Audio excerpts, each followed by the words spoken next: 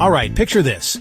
You're scrolling through Zillow, checking out homes, and suddenly, you see a listing with a photo that looks, well, kinda sad.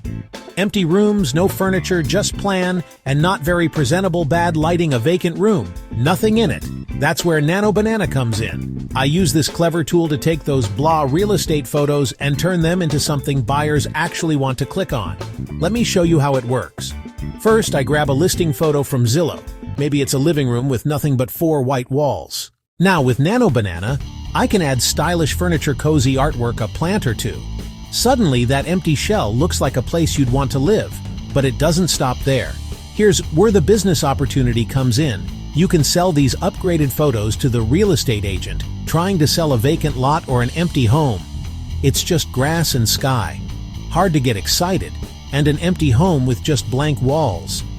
But with Nano Banana, I can drop in a beautiful digital house, add furniture, maybe even a garden.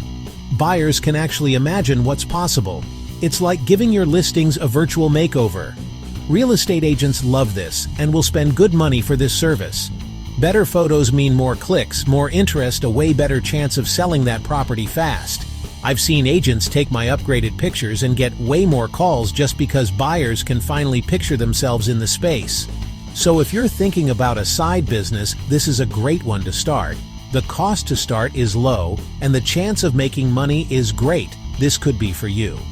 Nano Banana is super easy to use, and the results speak for themselves. Before and after, side by side.